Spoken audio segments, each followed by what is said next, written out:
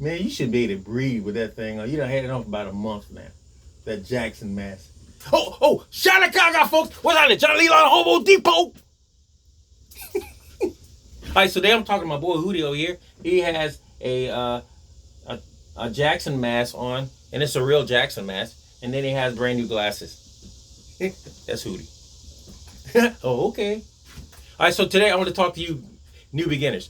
How can you strike the attention of people that you don't want to strike the attention, but you want them to know that you are progressing in what you're doing? Suppose you're down in your basement and you got people upstairs and they're talking, maybe to your spouse, and you're downstairs and they very, very faintly can hear you play. All right. To get their attention and keep it, what you want to do is play something that recognizable. I said recognizable. Is that a word? Recognizable. That's recognizable to the ear. All right. So what's that? He's like, well, I'm going to tell you. First thing you want to do is go back into your old repertoire. Everybody say repertoire. You don't have an old repertoire. Go back to your old 60s and 70s tunes.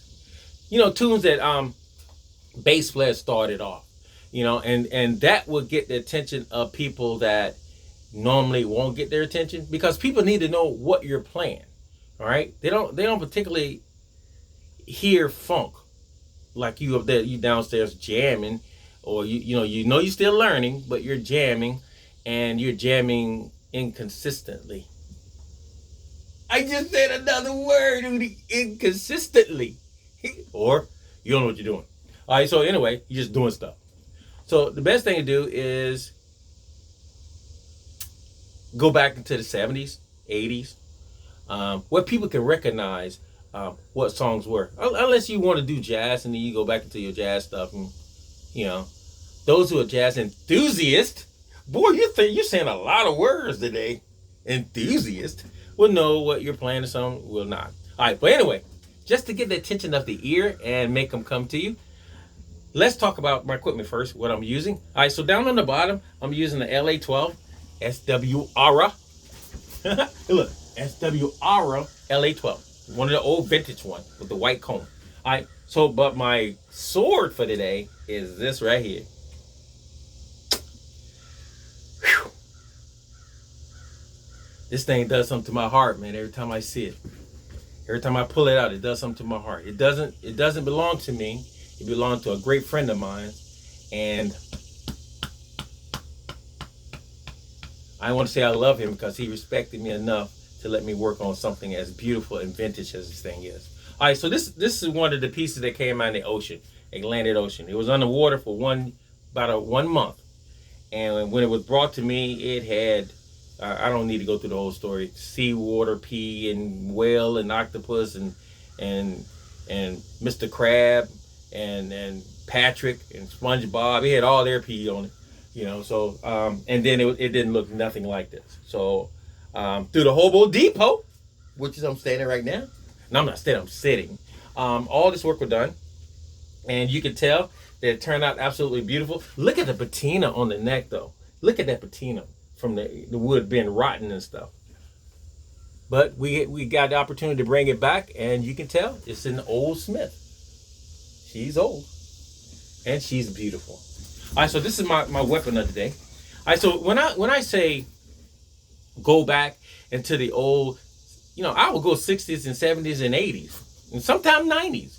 You got to make people, you have to make the ear say, oh, you have to perk it enough where people will come up to you and say, boy, look, yo, girl, boy, I know that jam. I know that jam. I know that jam. That was my jam.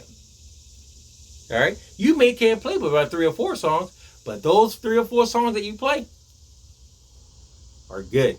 All right, so one of the songs I would play would be this, because everybody knows this joint. No.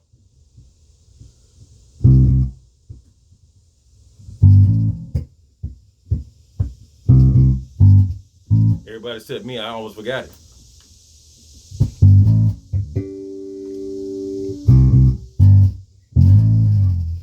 Man, who don't know that song? Who don't know that song? Even Hootie knows that song. Or how about this one?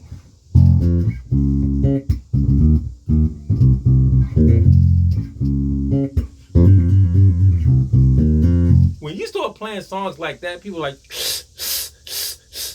that was my jam. Or how about this one?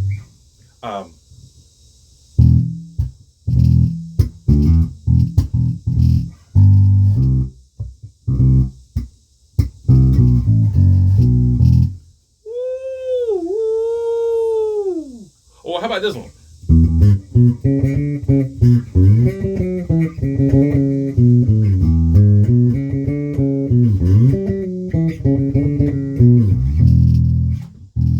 You ain't got to play the whole song.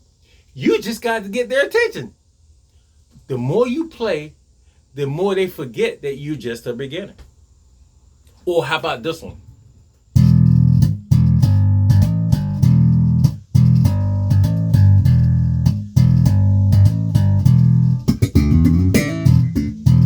How about that one? I mean, it's like it's so many songs that you can actually play that people go like, hey, because people hear bass and drums. They hear that. You know, they put the rest of the stuff to it, for, you know, afterwards. But first, there, here it is.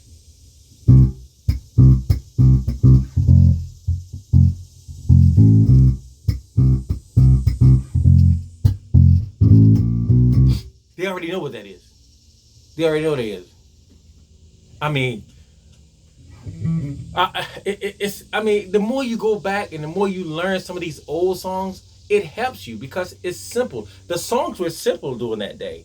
You know, there wasn't hard songs. I mean, once you got into the 70s and 80s and stuff, things started getting a little bit intricate. You know, the thumping came in, but people still remember this.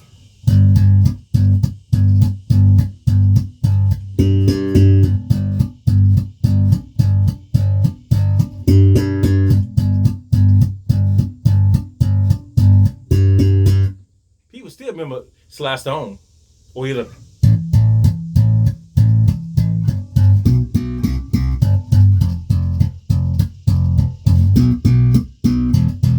People still remember those songs. You know how to say you have to thump it. You can just finger it.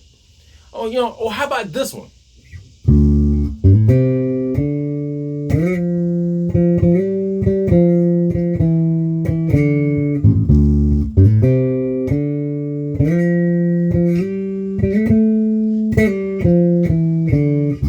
Remember that?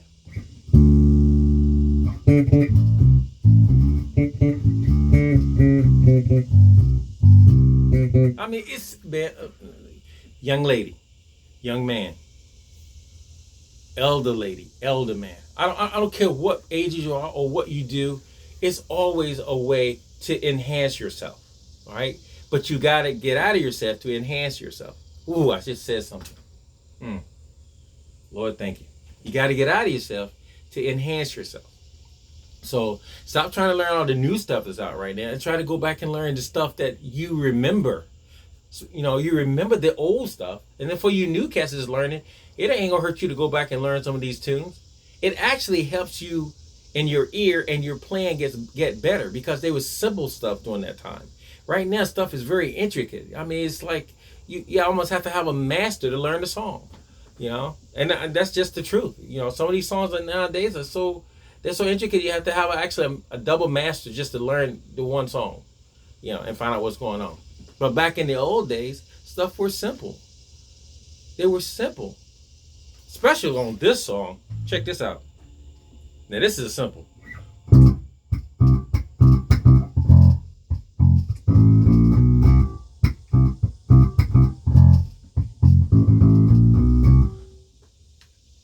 That is the anthem of jazz. That is the anthem of jazz. The anthem of jazz. Mr. Magic. Mr. Magic was the anthem of jazz. So I'm just putting this out there today, guys. Nobody says this is legal or about, you know, that is, you know, it's law. I'm just saying, I'm just trying to help. You know, that is this is only my opinion. What I think will help you in your walk of bass, learning bass.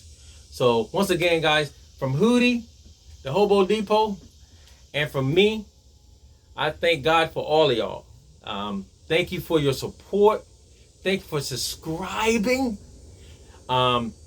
Definitely, if you got something for the Hobo Depot, please contact me. We definitely want to help you and assist you. I said assist. We just definitely want to be in your life.